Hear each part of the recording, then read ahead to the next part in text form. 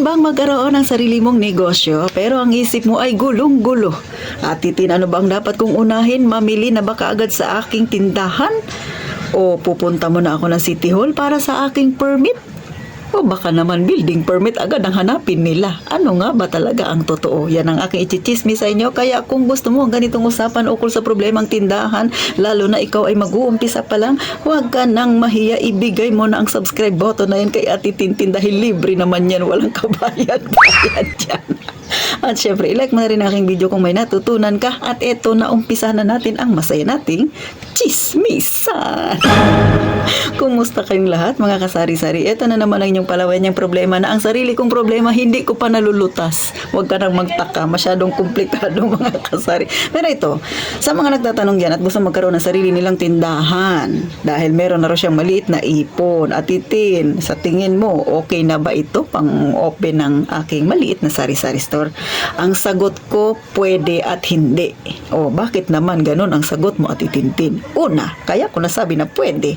Kung ang lugar ninyo dyan ay hindi naman kasing higpit dito sa amin.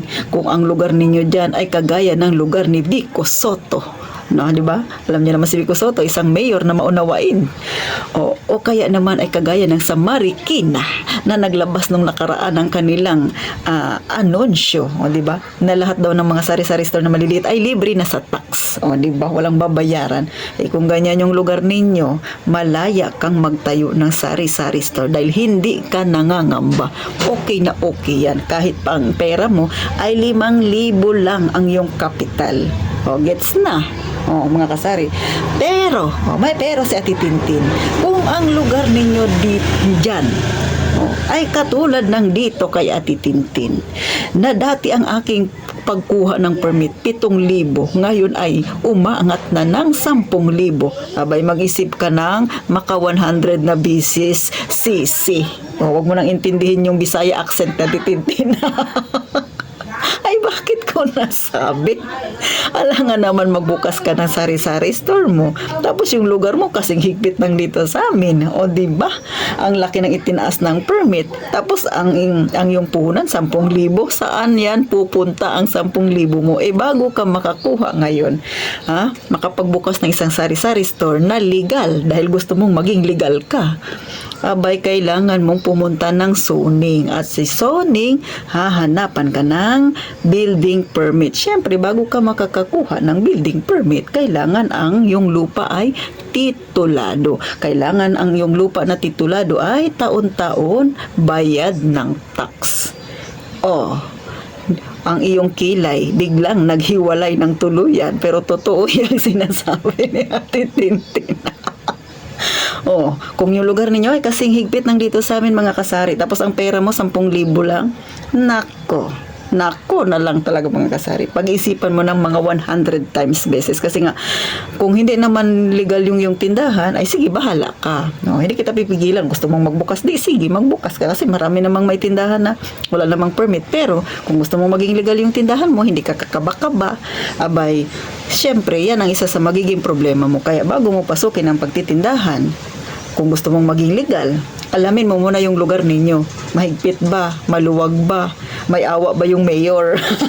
Kasi kung may awa yung mayor, medyo maluwag dyan sa inyo, ay okay lang kahit maliit yung kapital mo. Pero kung kagaya dito sa amin na medyo mahigpit, hindi po pwede na kumbaga, pabigla-bigla kang magbubukas ng sari-sari store. Tapos yung tindahan mo, tabing kalsada pa, yung daanan talaga, abay, mauuna ka talagang mapupuntahan ng City Hall personnel at makwe-question ka. O, di ba mga kasari? Pero kung lugar niya naman tago-tago, ay baka hindi naman kayo mapuntahan.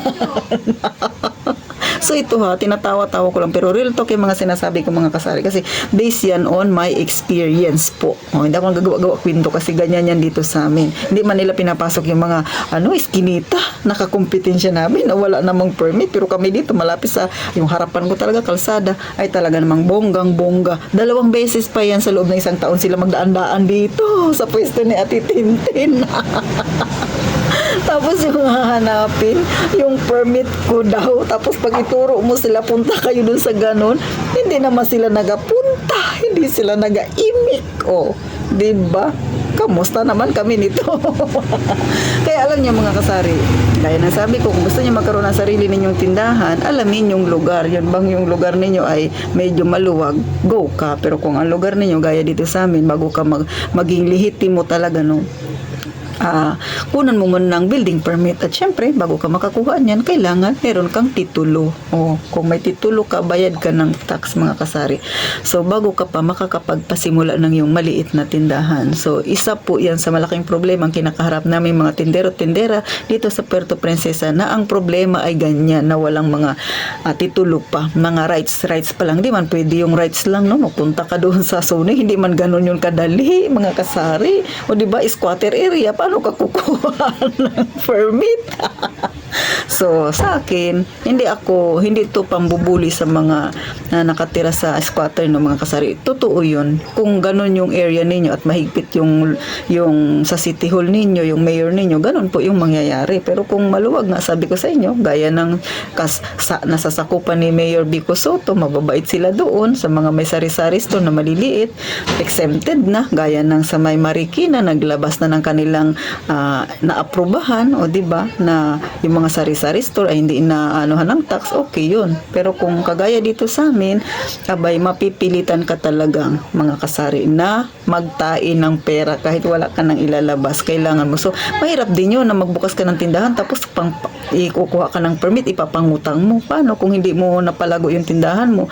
Hindi doble ang problema mo. May bayarin ka na sa city hall, may utang ka pa. Hindi naman ganun kadali na magkuha ka ng permit mga kasari, kasi ang daming requirements, as in talagang para kang nag-a-apply ng trabaho. So kung ikaw dating empleyado, alam mo kung paano mag-apply ng trabaho, alam mo yung requirements, ganon din katindi ang pag-a-apply pagkukuha ka ng permit. So hindi ako gagawa-gawa ng kwento, ito ay ayon sa aking experience mga kasari. So hanggang dito na lang ang inyong palawenyang tindera. Nakakuha ba kayo ng idea? Na-stress ba kayo dahil yung lugar ninyo ay kasing higpit rin dito sa amin? Well, congrats, parehas tayo. Yan lang ang masasabi ko. So paano magkita tayo sa sunod na vlog na titintin? Pag-usapan natin mga real talk ito mga kasari. Huwag ka nang mag-skip dyan, kaya i-like mo na ang aking video. At syempre, gaya nga ng palagi kong sinasabi, mag-iingat tayong palagi mga kasari.